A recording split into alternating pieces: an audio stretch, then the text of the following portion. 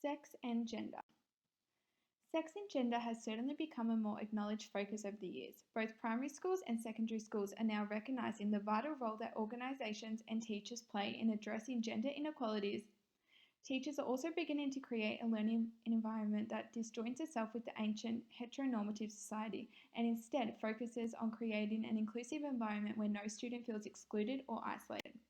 Leonard's heterosexism wedding cake model showcases the complexity of sex and gender. The bottom layer of the wedding cake is regarded as sex. This layer defines the biological sex, physical appearance, hormones, and chromosomes of an individual. Ultimately, it is labeled as whether an individual is a female or male on their birth certificate. However, as a teacher, it is important to realize that there is another layer within this layer. It is given to those who are regarded as intersex. If an individual cannot be physically defined as either a male or a female exclusively, they are called intersex. Moving on to the middle layer, this is defined as gender, and by this I mean masculine man or feminine woman. Gender identity does not align with the sex you were given at birth. It is about what you define as an individual. If your gender aligns with the sex you were given at birth, you are regarded as cisgender. However, if your gender does not align with the sex you were given at birth, you are defined as transgender. Moving on to the top of the cake, sexuality, which refers to the person's sexual orientation or preference. However, it is so important as a teacher to understand that 10% of students, give or take, will be regarded as heterosexual, which means they may be lesbian, gay, or bisexual. The layers of this cake spell out LGBTI, which is excluded from the heteronormative world that has been socially constructed. Therefore, it is so crucial for teachers to understand the importance of creating an inclusive space for students to learn and develop. There are many gender barriers still prominent in schools to this day. These include school uniforms, toilet blocks, sporting teams, friendship groups, and many more.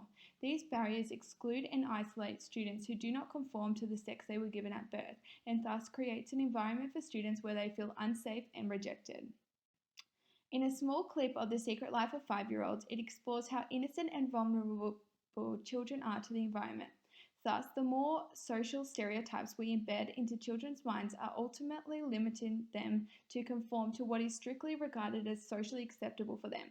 For example, boys are scientists and girls are nurses.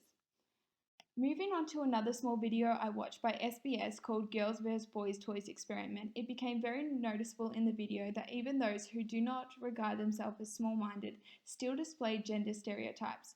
For example, a lady thought one baby was a girl based on the stereotypical clothes the girl was wearing, and therefore picked out a pink baby doll to play with. These stereotypes that we relay to generation after generation limits those who feel like they do not belong in this world because they do not belong to the socially scaffolded, heteronormative world that has been created over generations. Another important video I watched was by Dave Wood on TED. Dave began his speech with the opening statement, "I thought that transitioning from female to male would make my life harder, but it made things easier." Dave portrays how male privilege is still prominent to this day and how it is up to us as a community to challenge the way sexism is woven into our society.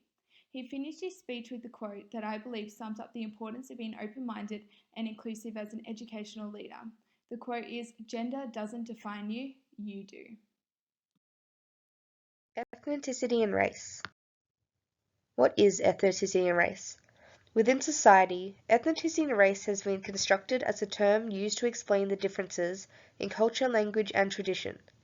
Although all ethnicity and races have considerable differences, it is important to remember that there is no right one. Whiteness has been likened to humanness. Therefore, it is important to remember that whiteness is also another social construct, not an essentialist way of living.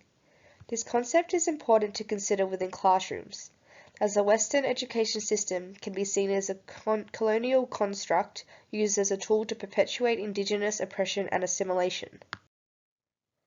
Although this may not be the intended purpose, it is important to look at the impact of the education system on other races, such as the curriculum not being representative of different pedagogical practices, such as the Indigenous practice of the 8 Ways by Yanka Porter. The act of educating all students to conform to certain types of learning and set curriculum that only focuses on minuscule details of different cultures forces students to grow up without that diversity or for many, being othered due to not seeing themselves reflected in the curriculum. Through researching ethnicity and race, it has become apparent that there is an abyss of illegitimate Indigenous and other cultural knowledge within the curriculum, and instead what is being taught is superficial and often full of untruths and stereotypes. This silent apartheid of other cultures and the perpetuating of stereotypes within ethnicity and race is an important issue that can be changed with the classroom by including proper education of cultures, as well as making sure students can see themselves represented in what is being taught. It is also very important to always point out discrimination and correct any misinformation, to stop racism and discrimination from being a problem within future generations. We have a responsibility as leaders to point out this discrimination and put a stop to racism. Ability and disability. There are a few paths to teaching ability and disability in education. Equity practices as opposed to equality practices. Not everyone is educated about disabilities. How disabled people are viewed by non-disabled people. Vulnerability shields and inclusive pedagogy. Equity practices as opposed to equality practices.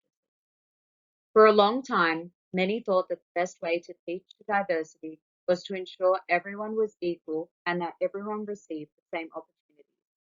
But this is not the best way to ensure inclusivity in education.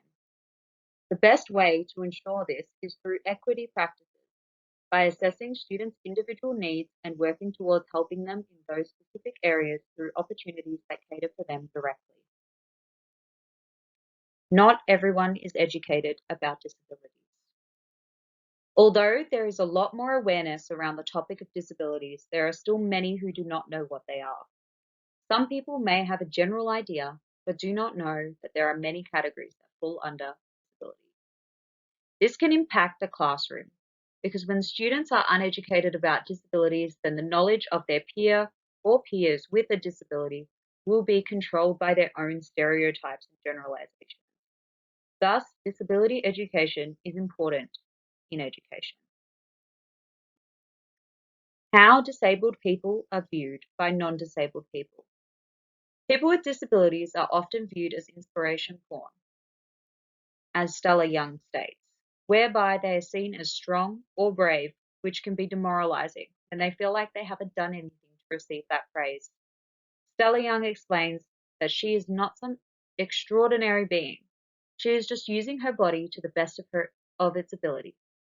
This is important to teach in schools because without changing these views, it will be impossible for disabled people to become the norm. Vulnerability shields. Without this knowledge and awareness that disabilities are the norm, then students with disabilities will be more likely to experience Brené Brown's vulnerability shields.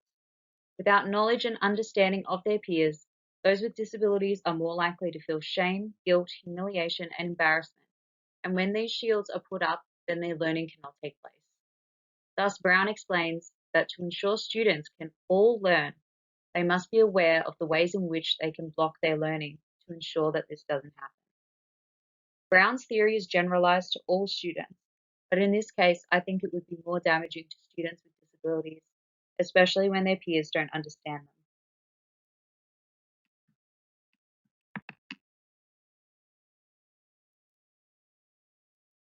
Inclusive pedagogies.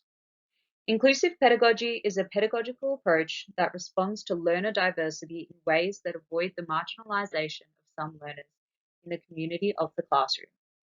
It aims to teach the diversity using equity practices and understanding of the student individually, in order to ensure everyone learns what is required with the necessary support.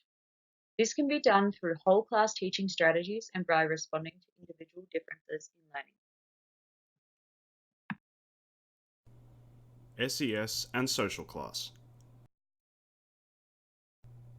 Socioeconomic status, or SES, is defined as, quote, an economic and sociological measure of a person's economic and social position in relation to others based on income, education, and occupation, end quote.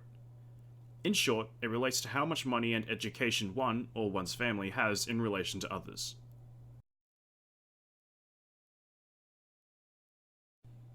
SES can be measured by one's social class. Material social class, referring to one's income, taste, and material possessions, or discursive social class, referring to how we speak, including vocabulary and sentence structure. This can be broken down into 3 typical categories: high, medium, and low SES. Why is this important? Because SES is widely considered to be a predictor of education performance and outcomes, meaning a student's SES can predict how well that student will do in school or other learning environments. The general assumption is that students of a low SES will struggle more in learning than students from a high SES, because they are typically less prepared for the education they are receiving. What's worse is that this is more the case in Australia than many other countries. And as teachers, particularly in Australia, we need to keep this in mind and avoid having this bias.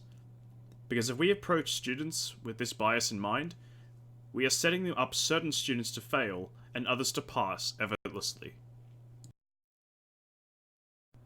So how can we adapt to this in a classroom?